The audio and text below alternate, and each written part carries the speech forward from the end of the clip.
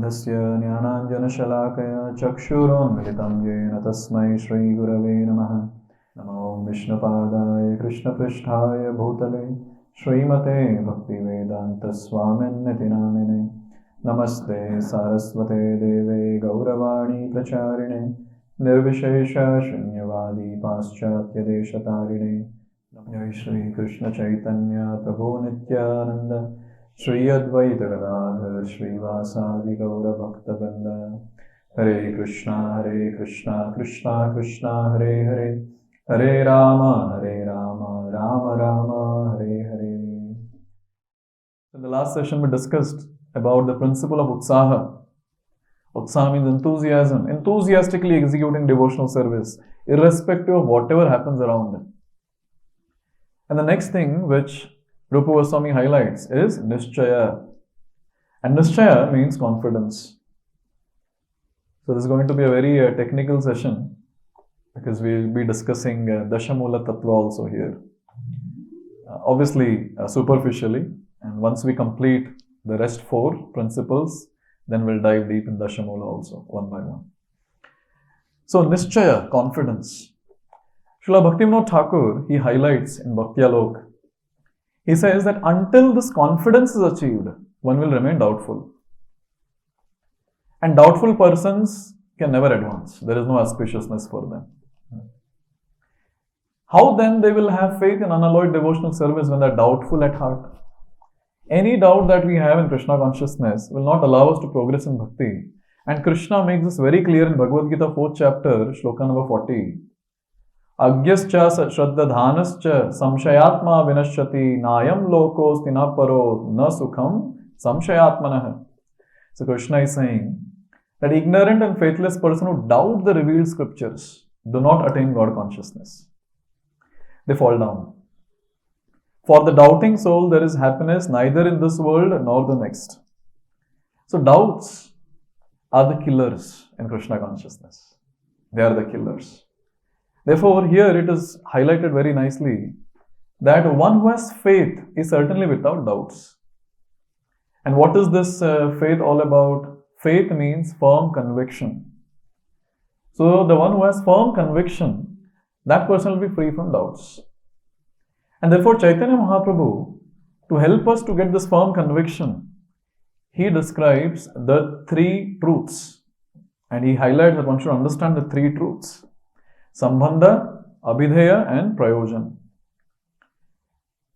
And there are 10 principal subject matters in these 3 truths.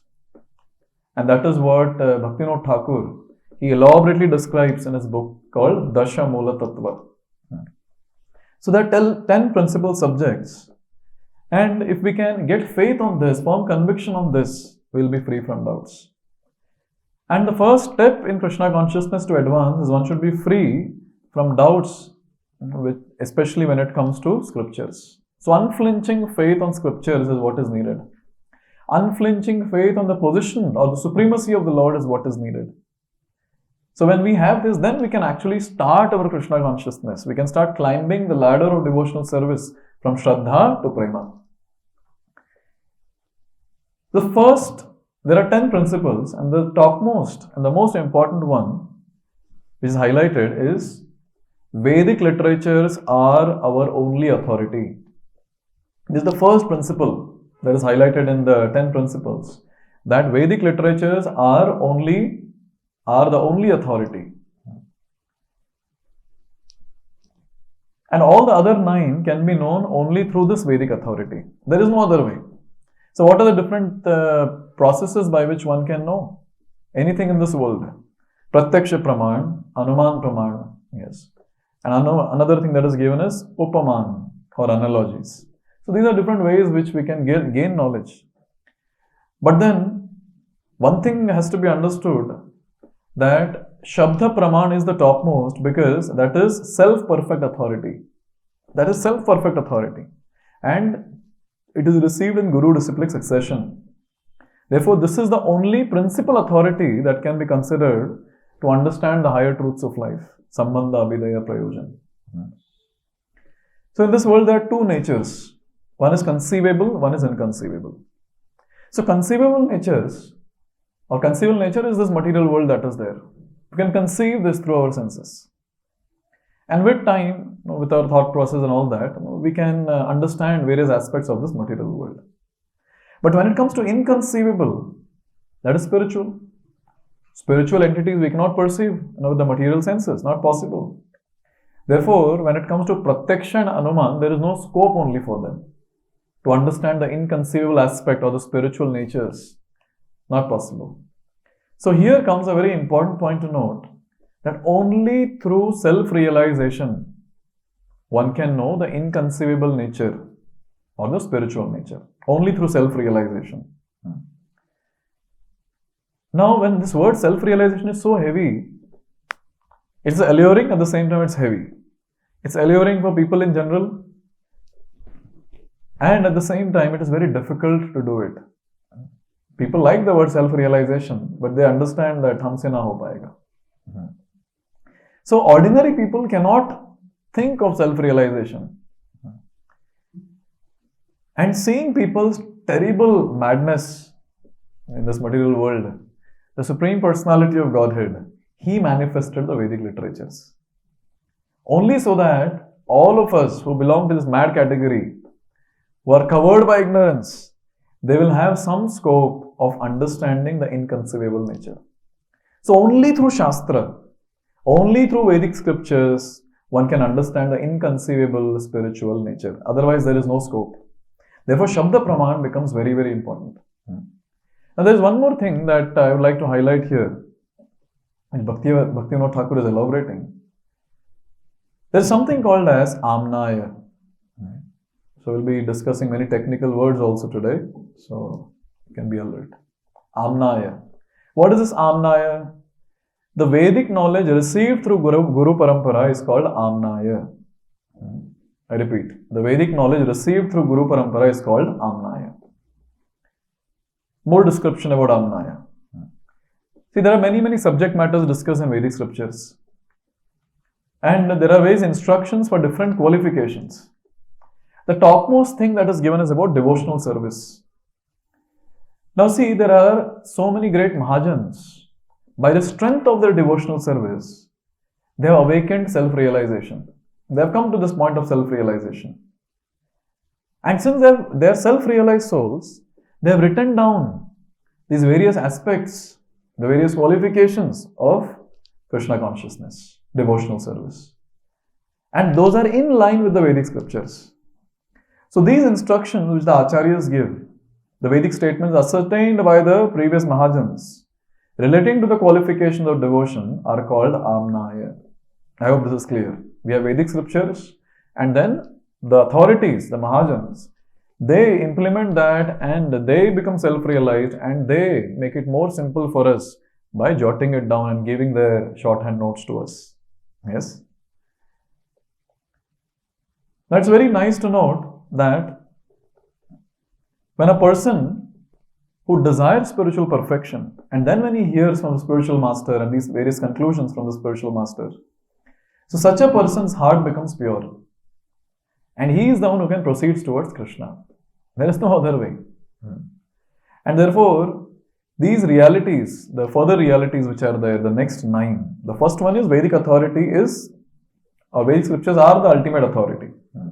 Now the next 9 which are there, those have to be understood through Amnaya, through these various authorities. So let's begin and try to understand the next 9. Very nice, which will give a lot of clarity. Clarity of the entire philosophy of Krishna consciousness can be got by understanding these 10 principles.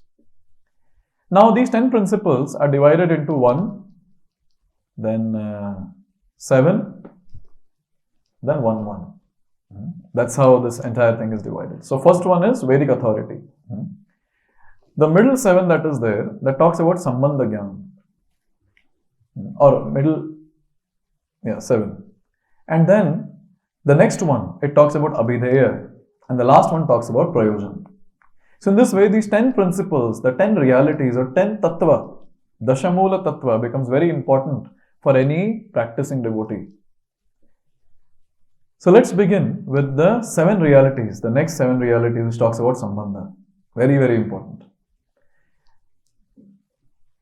The first one in this 7 is Sri Hari is the only worshipable Lord.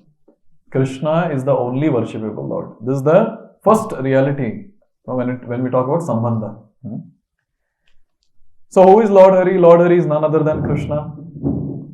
Who is Super Soul? Super Soul is none other than Vishnu. And we understand that Vishnu comes from Krishna. So we'll not get into the chart now. So Kshirodakshay Vishnu, who comes from Garbhodakshay Vishnu, who comes from Karnodakshay Vishnu, who comes up, that is Krishna. So here we understand that who is Super Soul? He is Kshirodakshay Vishnu. And then the bodily effulgence of the Lord is Brahman. This is a known fact. In this way, we understand that Brahman, Paramatma, Bhagavan. So, who is that worshipable personality? The one who is the source of everything. And that is Krishna. So, he is that only worshipable personality. There is no other worshipable personality. By discussing the truth about the Lord, the omnipotent Lord, all one's doubts regarding the Supreme Lord will be cleared. Therefore, Chaitanya Mahaprabhu, he makes a very important point. Siddhanta balya chitte na kara alas, iha haite Krishna lage sudrada manas. So only when we understand the Siddhanta about the Lord, about the various aspects about ourselves and devotional service, then there is a possibility that our manaha, our mind, can be firmly fixed at the lotus feet of the Lord. Otherwise, it's not possible. Just goody pastimes we discuss from Bhagavatam here and there, and then, oh, very nice, very nice. This is good, that is good. Lord is so sweet, and He is my friend, He is my lover. Yes? And then Sahajya after that. And then getting into the Sahajya bhav, then get into illicit sex, and then destroy one's spiritual life. And after that, Punarapi Jananam, Punarapi Maranam. Because a lot of offense will be committed out of devotional service. Then after many lifetimes, the person will come back to devotional service. So Siddhanta is very important. Who is that Krishna? Who is that Krishna? Who is that Supreme Personality of God? It has to be clearly understood. And here we understand He is the only worshipable personality. There's one person whom I met a long time back.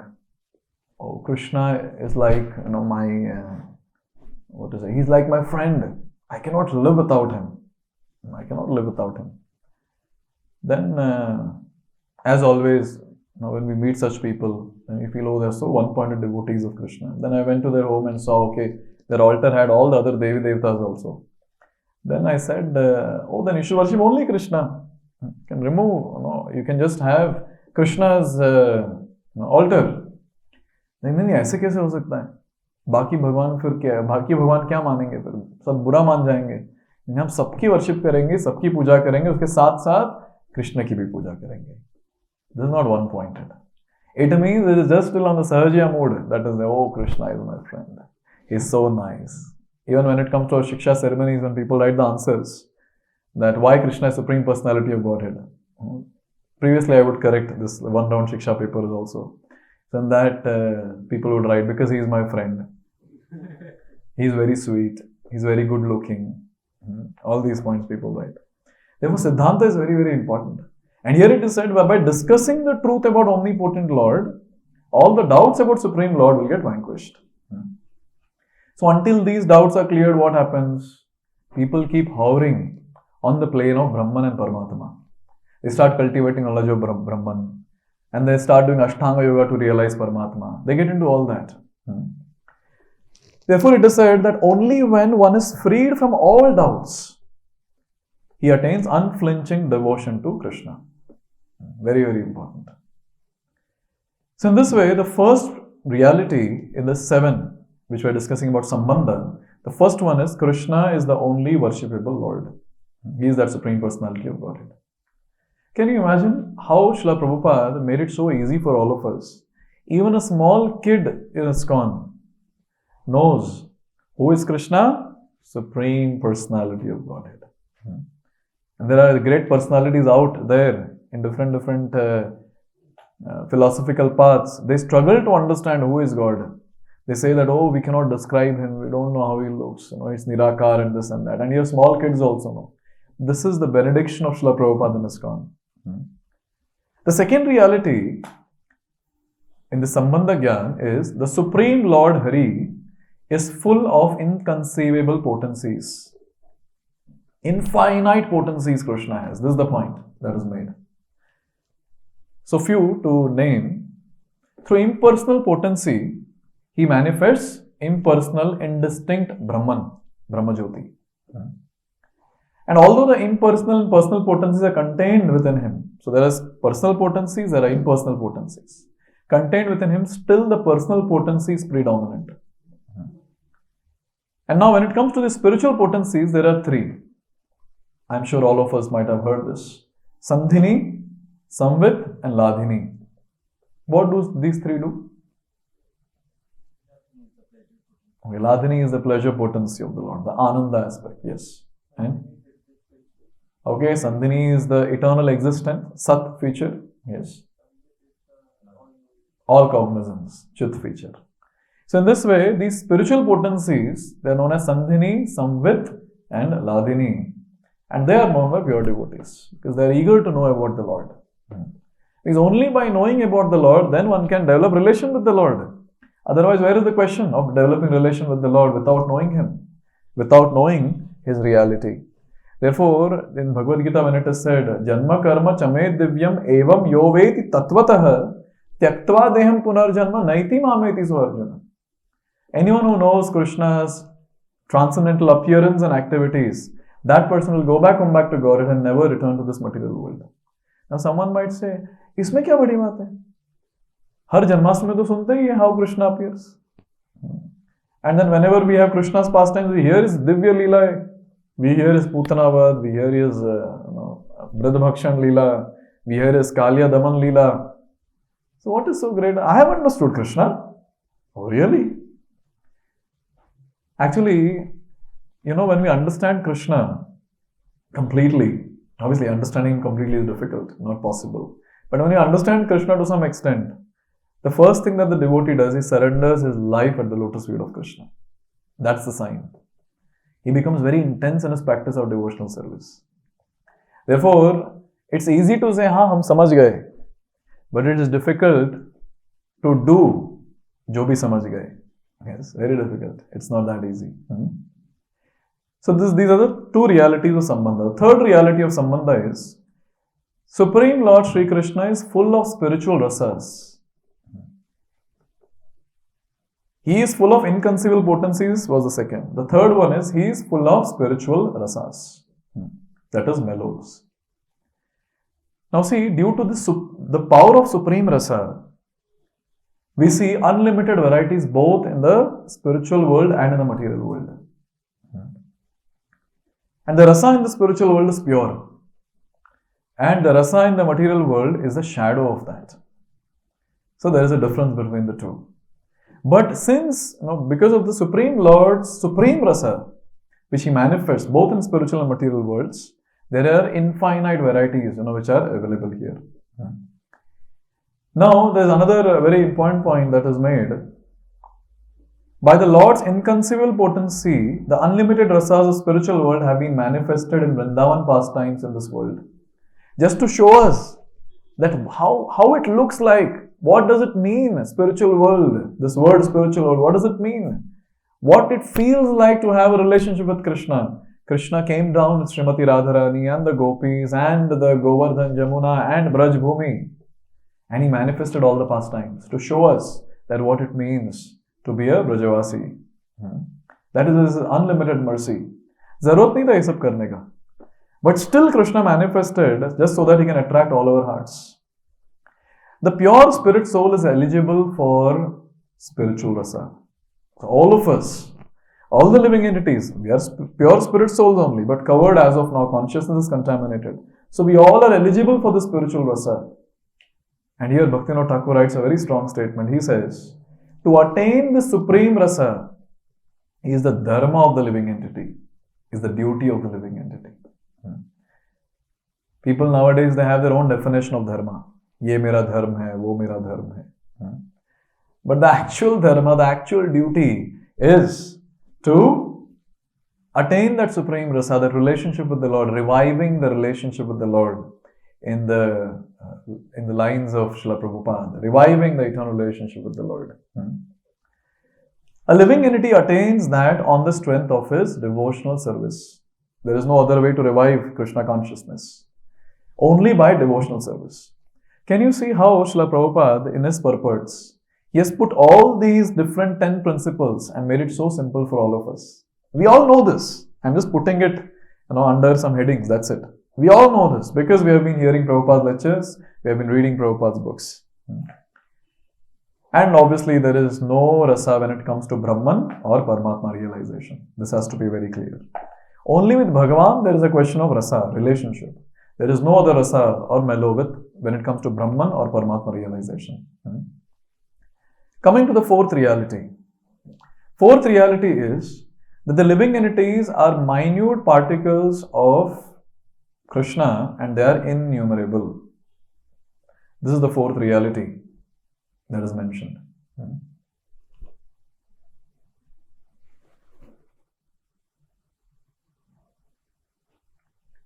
Now, the description talks about this.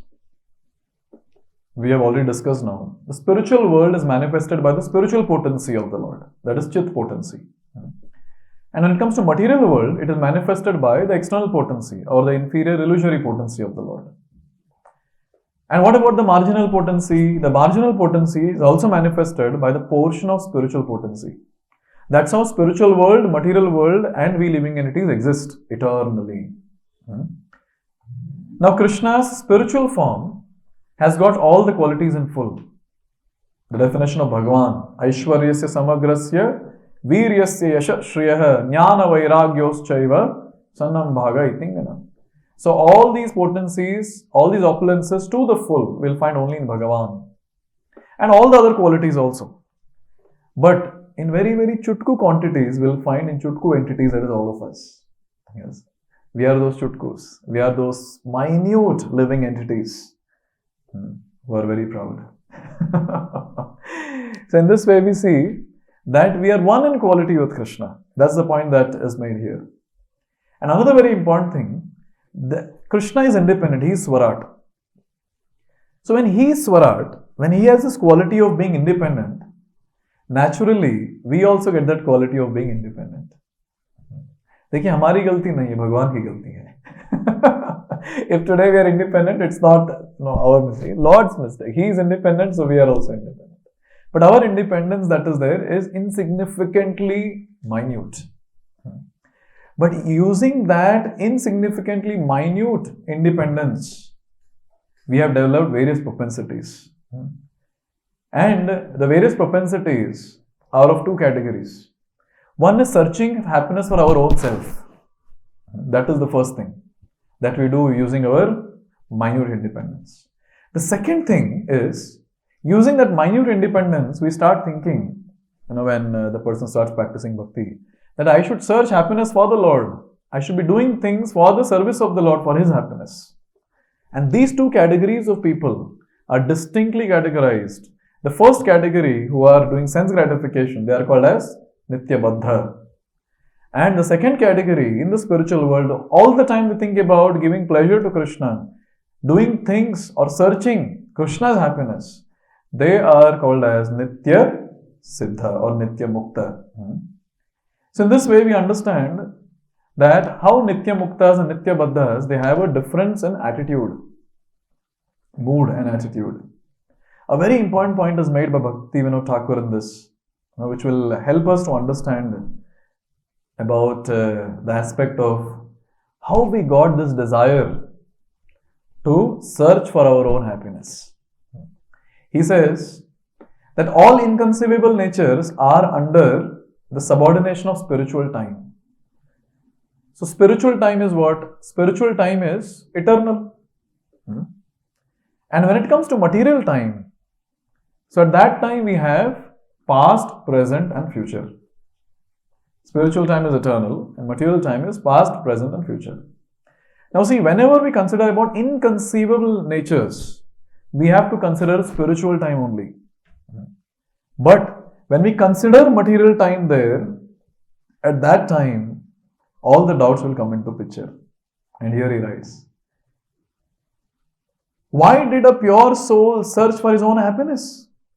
If one puts forward such a question, then doubts arising from the material time factor will manifest. If one gives up such doubts, then he can perform devotional service. Otherwise, there will be only a series of arguments. Now, why there are so many arguments? Kahan se aaya? Where did we get this desire from? How did it start? Because the entire purview that is there is all about material time, which has past, present and future. वो start वाला start बताइए. अरे start वाला start spiritual time में exist नहीं करता. नहीं वो फिर भी बताइए. And people get bewildered and all the doubts arise. And here, very nicely is writing that series of arguments will come. And if series of arguments are related to the inconceivable nature, then anarthas arise. Then anarthas will come into picture. So in this way, now we have this fourth reality, that how living entities are minute particles of Krishna. Part and parcel of Krishna. That's the point. Now talking about the fifth reality. अभी चुटकू entities आ गए हम इस दुनिया में. What happened after that? We are here searching for our own happiness. And what has happened is, we have come under the grip of Maya. This is the fifth reality. We are under the clutches of Maya. And what is karma all about? Karma is nothing but a blind wheel created by Maya. We are stuck here badly, searching for our own happiness. And we are stuck in this blind wheel created by Maya. So those who have not contacted Maya have no connection with karma. That's called as Nitya Mukta state. Because they are not in touch with Maya, they are above the jurisdiction of Maya, so they don't have any aspect of karma as such. Therefore, it is described the living entities who are in search of their own pleasure, Nitya-baddha, receive from the wheel of Maya. What do they receive in this wheel of Maya? The gross and subtle bodies for enjoying. They want to enjoy, and Maya Shakti, she is giving, chalo, tum ye gross body le lo. You want to eat stool? No problem. Take a body of hog. Yes. You want to eat rasagulla? Okay, you take the body of a human being here. You want to eat both? Then become a living entity in Kali Yuga. So she makes everything available. So in this way we understand that how a living entity is under the clutches of Maya. Then the sixth reality is the opposite of this. What is the sixth reality? The sixth reality is the living entity in the liberated condition is free from the influence of Maya. So in the Baddha state, he is in the clutches of Maya. In the Mukta state, he is free from the influence of Maya. Now the question comes, how this Baddha becomes Mukta? By the mercy of sadhus, the great souls, and Krishna. The one is mercy. Second, and by the strength of many lifetimes of devotional activities, the conditioned soul achieves auspiciousness. I repeat, three things, or two things. One is by the mercy of sadhus, Mahajans and Krishna. And second, by the strength of one's own devotional service for many lifetimes, then the spirit soul attains auspiciousness. What is auspiciousness all about? Brahmanda Brahmite Kona Bhagyavan Jeev Guru Krishna Prasade Paya Bhakti Lata Bij. This is the auspiciousness that is there. By the association of sadhus, what happens? Material distress is vanquished. By the mercy of Krishna, what happens? One attains firm faith. Then by the strength of his devotional service and Krishna's mercy, living entity cuts the bondage of Maya and attains Krishna's service in spiritual world. So in this way, sadhus have a role to play in our life. Krishna's mercy is very, very important. And along with that, we cannot just say, "Oh, theek hai, sadhu karenge, Krishna karenge, मैं बैठूंगा, खाऊंगा बैठ के." No. We have a role to play, and what is that role? And here it is said, by the strength of one's devotional service. The living and the mercy of Krishna. It's not just one. Because just our sadhana will not work. Sadhana plus kripa, both of that together, the living entity gets the strength to cut the bondage of Maya and go back home, back to Godhead. So in this way we see that this is the sixth reality. And the seventh reality, or the final one, when it comes to the sambandha gyan, is Lord Krishna and all other things are connected by a relationship of Acintya-bhedabheda. So Acintya-bhedabheda is the seventh reality. simultaneously one and different. Many times people ask this question that why in the Vedas at some places there are some similarities given, some places contradictions are given. Oneness and difference is given. Because Acintya-bhedabheda-tattva is there. Simultaneously the living entities are, or the energies of the Lord, they are one with the Lord and at the same time they're different from the Lord. And very beautifully it is described here in Bhakti Alok. Those who have a thirst for worshipping the Lord learn from the teachings of Amnaya. What do they learn? That Lord Krishna is all-pervading and one without a second. This is the first thing that we learned, right, today. That He is the Supreme Personality of Godhead. He is the only worshipable personality. Sri Krishna is the absolute truth. What was second reality that we learned? Inconceivable potency. So absolute truth possesses all energies. And although the living entities and the material world are manifested by His energies, still He remains without a second. Still He remains that supreme. Living entities are there, material world is there, but still He remains the supreme.